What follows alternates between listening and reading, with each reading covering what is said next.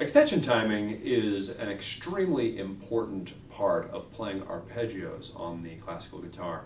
And arpeggios make up such a large part of the repertoire of the classical guitar that it's really important that we teach arpeggios, arpeggio technique, and in particular extension timing very well. When we talk about extension timing, we're specifically referring to the way in which and the timing with which we extend the fingers and the thumb of the hand. So I'd like to talk about the two most common arpeggio patterns right now, and they are thumb followed by index followed by middle finger, and thumb followed by index followed by middle followed by ring finger.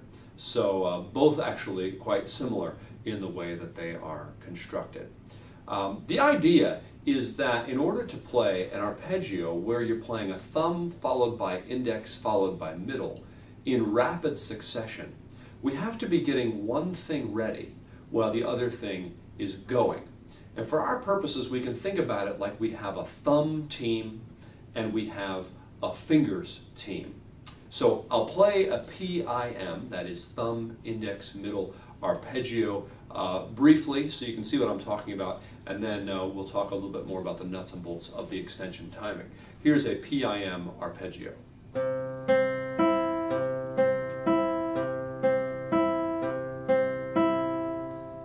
Figures prominently in one of the most famous pieces of all time for the classical guitar. Here's an example of it going quite a bit faster than that.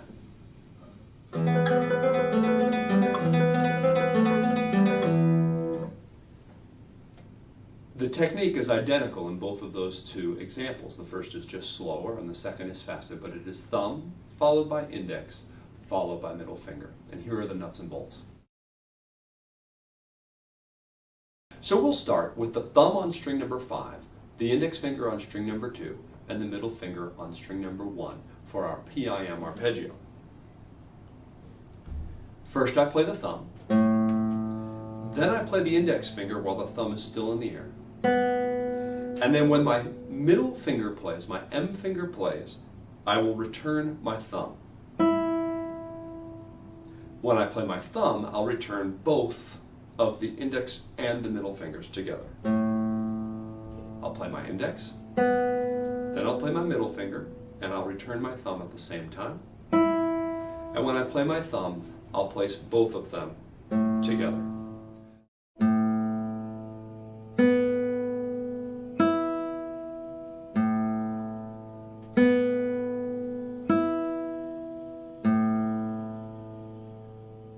There's a couple of really important things to understand about why this is so important. The first is that by arranging the extension timing carefully, we are ensuring that we have good follow-through in our strokes. Think about it like this. I play my thumb, my index finger, and my middle finger one after the other. If I were to put all of my fingers back down at the same time, when I play my middle finger, I'd be trying to put it back down at the same time that I'm trying to move it in. So instead of having my middle finger have a good follow-through during the time that my thumb extends, I would have a situation where my middle finger is playing and then trying to go back down at the same time. That's not a theoretical problem. This happens in reality all the time. Instead of a situation where we see good extension timing, we have situations where players put all of the fingers down at once and it ends up being uneven and sounds like this.